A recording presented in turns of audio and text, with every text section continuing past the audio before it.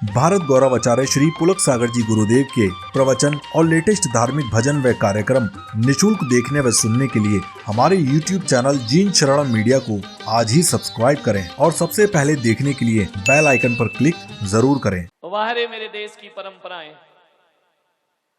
यहाँ मरने के बाद शांति की प्रार्थना की जाती है, उठावना होता है, समाज के लोग एकत्रित होते हैं और कहा जाता है भगवान उसकी आत्मा को शांति प्रदान करे। हरे मुर्दों को शांति शांति चिल्लाते हो, मरने के बाद शांति की प्रार्थना कराते हो। अरे जो उस मरने के 13 दिन बाद सुना रहे हो, जीते जी उसे समझा देते तो तुम्हें प्रार्थना करने की कोई जरूरत ना पड़ती। फिर तुम्हें किसी ईश्वर से ना कहना पड़ता कि ईश्वर इसकी आत्मा को शांति प्रदान कर। एक बात ध्यान रखना, ये तुम्हारी प्रार्थनाओं से जीवन में शांति नहीं मिला करती है। पूरा हिंदुस्तान भी प्रार्थना करे कि किसी दिवंगत आत्मा को शांति मिल जाए, तो मैं सोचता हूं कि तुम्हारी प्रार्थनाओं में इतनी ताकत नहीं है कि उस मरी हुई आत्मा को शांति प्रदान कर सके। अरे तुम प्रार्थना भी करोगे मंदिर में जाकर तो तुम्हारी प्रार्थनाएं दीवारों से टकरा करके वापस लौट आएंगी, लेकिन उस आत्मा तक ये प्रार्थनाएं पहुंचने वाली नहीं है। मैं तो ये कहता हूं कि मरने के बाद दूसरे हमारी शांति की प्रार्थना करें। ये जीवन बड़ा नादानी का जीवन है। मैं पुलक सागर तुमसे कहता हूं कि मेरी समाधि के बाद पूरे हिंदुस्तान में कोई भी मेरी शांति की प्रार्थना ना करे, कोई मेरे लिए विनयाञ्जलि सभा ना रखे, कोई मेरे लिए ईश्वर से प्रार्थना ना करे, क्योंकि मुझे विश्वास है कि तुम्हारी प्रार्थनाओं से मुझे स्वर्ग मिलने वाला नहीं है, तुम्हारी प्रार्थनाओं से मुझे मुक्ति ना मिलेगी। एक बात याद रखना, यदि तुम्हारी प्रार्थनाओं में दम होता तो मैं चैलेंज दे रहा हूं कि जाओ नरकों से लादेन को निकाल करके बताओ, जाओ नरकों से किसी सैनिक को निकाल करके बताओ, नरकों से रावण को निकाल करके बताओ, जाओ नरकों से हिटलर को बाहर निकाल करके। तुम्हारी प्रार्थना में ताकत नहीं कि इनको नरकों से निकाल के शांति प्रदान कर सके। गरीब के घर पैदा हो गए तो ये तुम्हारी बदकिस्मती है? नहीं मेरे भाई, कोई गरीब अभावों से ग्रसित व्यक्ति ये ना सोचे कि गरीब के घर पैदा होना बदकिस्मती हुआ करती है। अरे बदकिस्मती गरीब के घर पैदा नहीं होना नहीं है, बदकिस्मती तो वो है कि जिंदगी भर गरीब बने रहना, ये आदमी की बदकिस्मती हुआ करती है। गरीब के घर पैदा होकर भी अमीर बन सकते हो, संघर्षों में जीकर भी जीवन की ऊंचाइयों को प्राप्त कर सकते हो। माँ बाप को मत बोलो, ईश्वर को मत कहना कि किस घर में मेरा जन्म दे दिया है।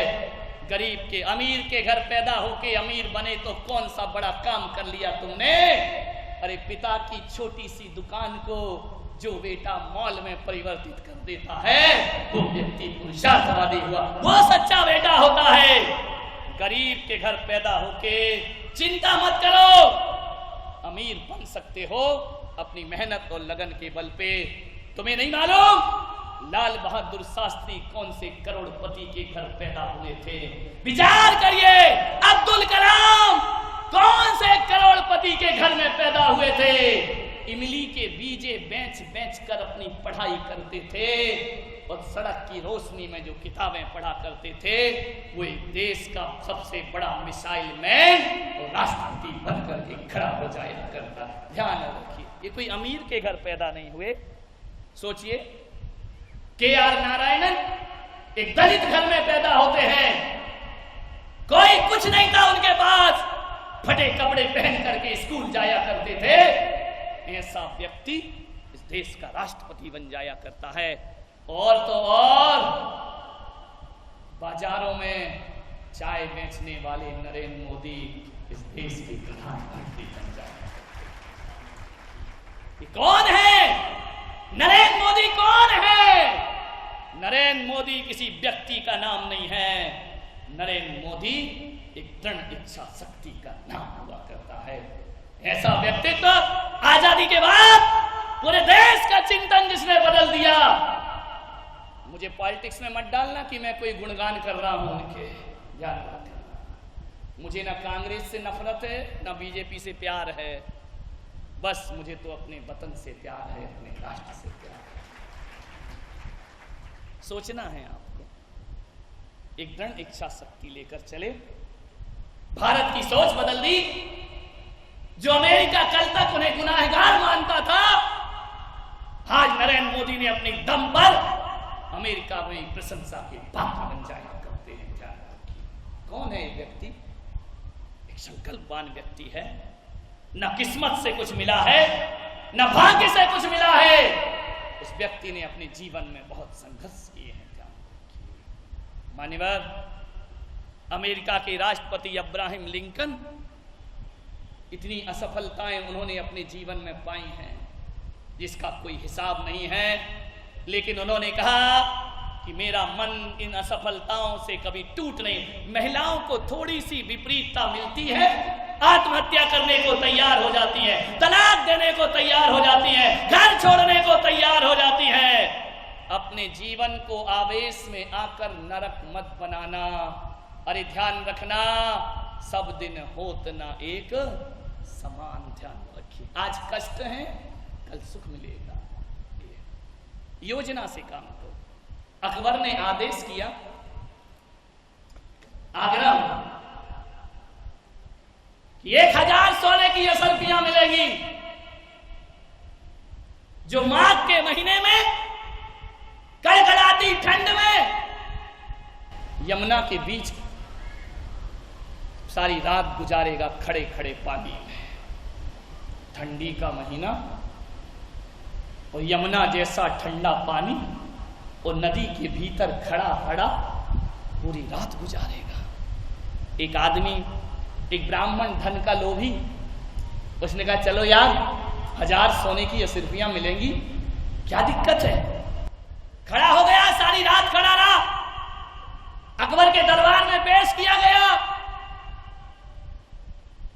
सुबह नदी से निकल के आया, अकबर से कहा गया हुजूर इसे 1000 सोने की मोहरें दे दी जाए।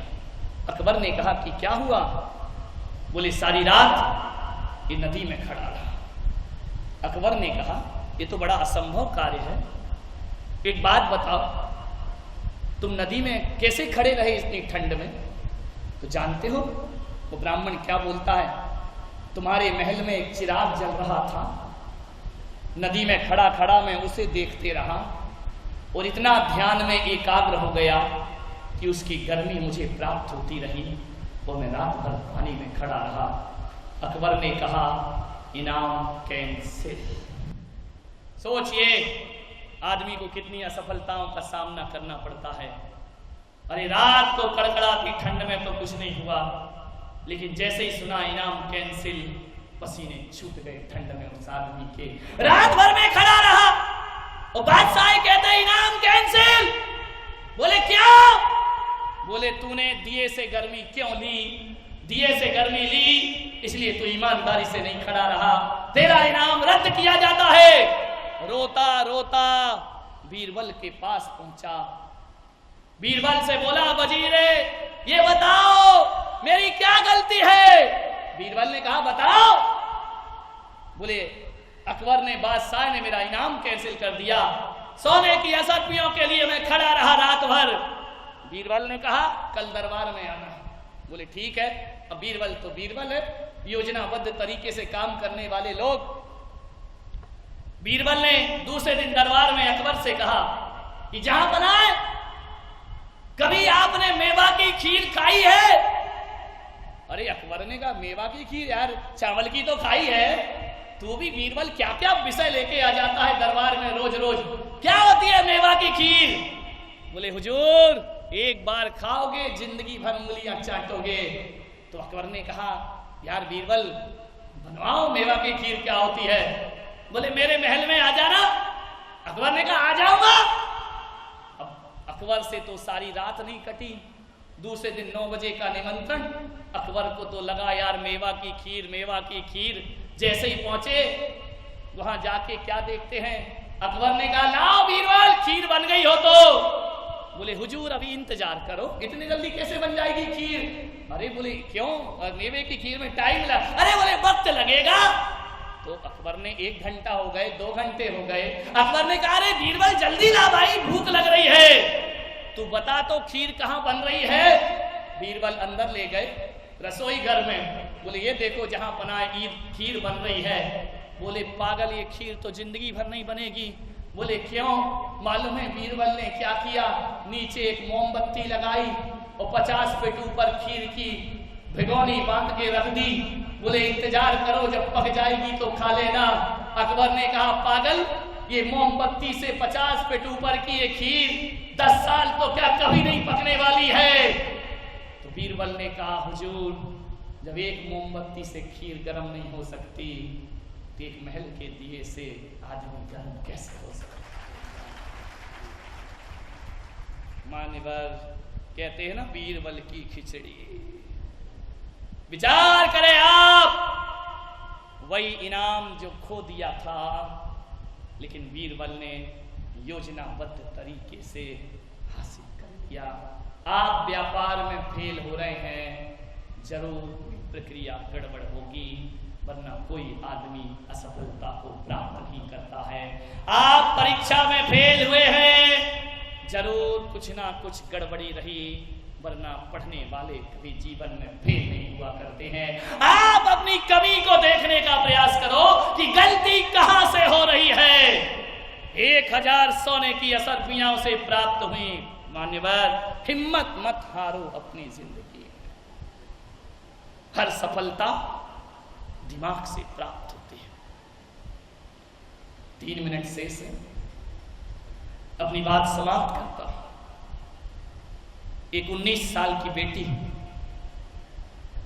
जिसके जन्म लेते ही मां की मौत हो गई, कुछ दिनों बाद पिता की मौत हो गई। गरीब घर की वो लड़की, चाचा चाची ने उसकी एक दिन शादी कर दी। 19वें वर्ष में आने के बाद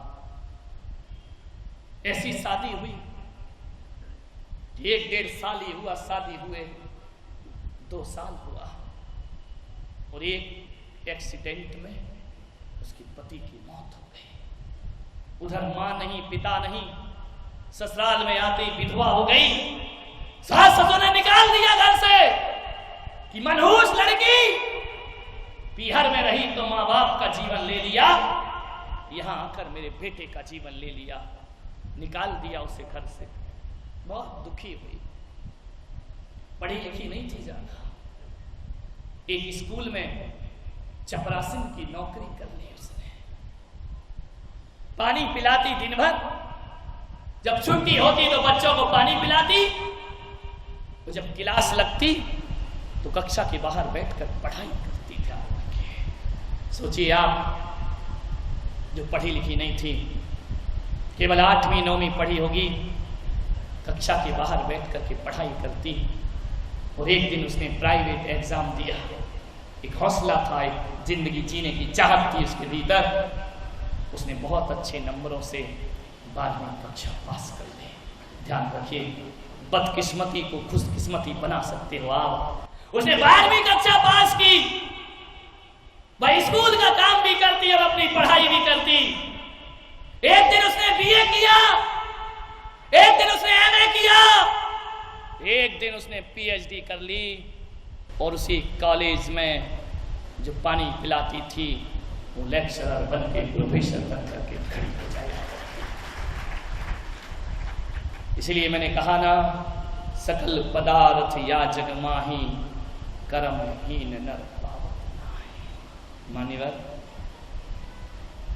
सब मिलेगा इस धरती पर। तो सफलता के लिए जो मैंने आपको बातें बतलाई हैं, आत्मविश्वास मजबूत, दृढ़ इच्छा शक्ति ये आपके अंदर होना चाहिए और एक योजनाबद्ध तरीके से कार्य होना चाहिए। अथवा तदवा कार्य करोगे कुछ प्राप्त ना हो सकेगा।